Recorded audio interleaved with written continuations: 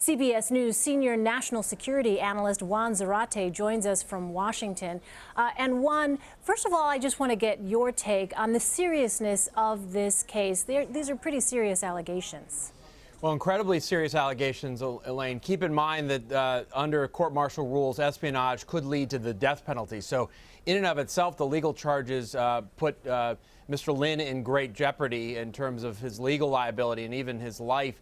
But more importantly, it puts into context the ongoing sort of spy battles between the U.S. and China, which are often thought of to be happening in cyberspace, but they're also happening in the real world. And this is part of a challenge with a growing Chinese military presence in the South China Sea. Clearly, China trying to acquire more data around what the U.S. is doing and what we're seeing and doing, especially with our naval reconnaissance.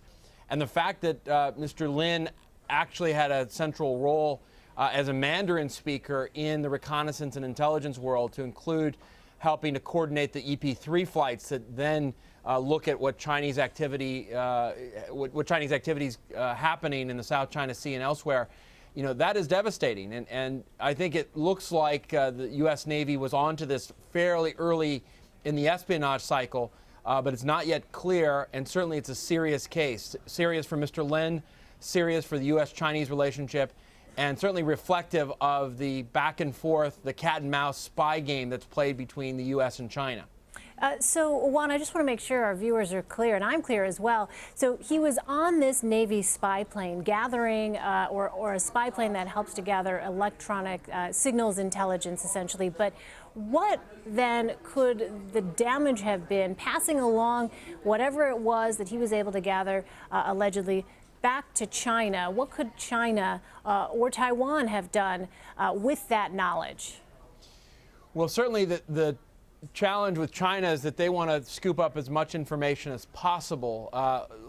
Similar damage with Taiwan, but Taiwan being an ally, slightly less problematic. But the Chinese certainly have infiltrated elements of Taiwanese society and trying to get as much information as possible. But the type of information varies from very specific data around what the U.S. is actually collecting and what the U.S. knows about Chinese capabilities, movements, military capacity, all the way to broad questions of what U.S. intelligence capabilities are writ large, what our intent is in the region, and insights as to what the Navy is trying to do, especially at a time of growing crisis in the South China Sea and potential conflict even.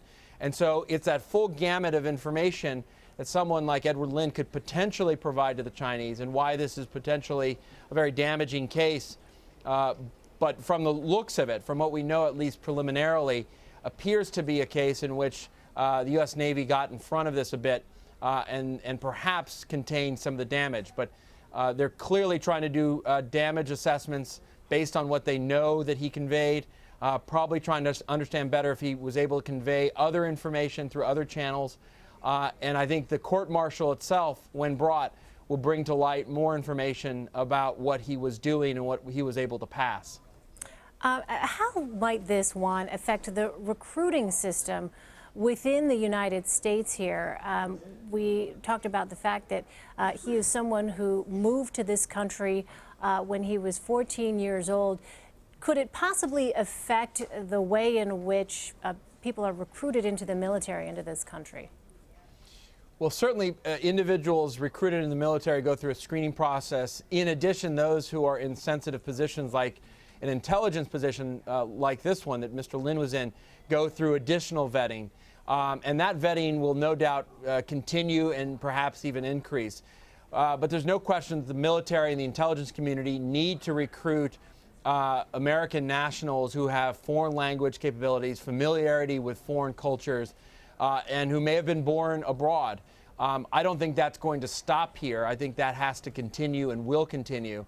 I think what will be beefed up is this question of vetting, as well as whether or not there's enough counterintelligence and counter-espionage in place for very sensitive positions, especially when it comes to China, which is such an important target for U.S. intelligence and potentially a source of conflict, if not crisis, in places like the South China Sea.